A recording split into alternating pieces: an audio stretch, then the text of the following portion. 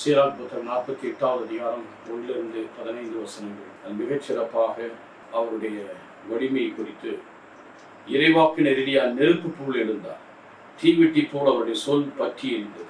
எனக்கு பெருமையானவர்களே, 1 அரசர் புத்தகத்திலே 17வது அதிகாரத்திலே நாம் பார்க்கிறோம், எவ்வளவு காலம் நீங்கள் உண்டிகளால் நடப்பில் ஆண்டவரே தேவன் என்றால் ஆண்டவரை பின்பற்றுங்கள், பாகால் தேவன் பின்பற்றுகிறது. 400 பொய் இறைவாக்கின் மத்தியிலே அவர் சொன்ன வார்த்தை, வானத்திலிருந்து அக்கினி கூட்டிய வழிபடத்தை நிரப்புகிறது, அவரே உண்மையான தேவன் என்று. 400 பேரால் முடியாததை அவர் சொன்ன வார்த்தை அக்கினி போல எரிந்தது. அவர் உண்மையிலே கடவுளுடைய பிரசன்னத்தில் நிலைத்திருந்தார். அவருடைய தீவெட்டி போருடைய சொல் எரிந்தது. அதனால் அவர் வானகத்து கூட 2 அரசர் புத்தகத்தில் பார்க்கிறோம், எரிகின்ற திரையில் தான் அவர் எடுத்துக் கொள்ளப்படுகிறார். அவருடைய சொல் அக்கினியாய் பற்றி இருந்தது. தீவெட்டி போல் அவருடைய சொல் பற்றி எறிந்தது.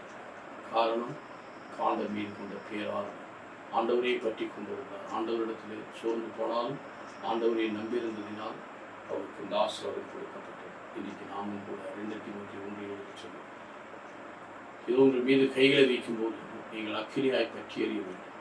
இயேசுக்கு இந்த எமோஷனலி பார்த்து சொன்னார் அல்லவா, இறைவாக்குகளை சொல்லும்போது உடலும் பற்றி எறியவில்லை. இறை வார்த்தை வெளிச்சமான முடியாது, ஜீவன் இருக்கு, நான் பற்றி எறிய வேண்டும். அதுதான் 12:49 அக்கினி போடுவதை கேம் டு செட் ஃபயர். அது இப்பொழுதை பற்றி எறிய வேண்டும், அக்கினி பற்றி எறிய வேண்டும். நாம் எப்பொழுது ஒளி கொடுக்கிற மக்களாக இருக்க வேண்டும். பழையவில் சுட்டெரிக்கப்பட வேண்டும். புதிய வாழ்வில் நாம் நிலைத்திருக்க நீங்களே உலகிற்கு ஒளியாக இருக்கிறீர்கள். மத்தேயு 5:14 பார்க்கிறோம். ஆகிய ஒளியை குறித்து யாரும் மரக்கால் கட்டிலின் கீழே வைக்க முடியாது. நாம் இருளுடைய ஒளியாக அவரை பின்பற்றுவோர் இருளில் நடவார், ஜீவ ஒளியை கொண்டு வருவார்.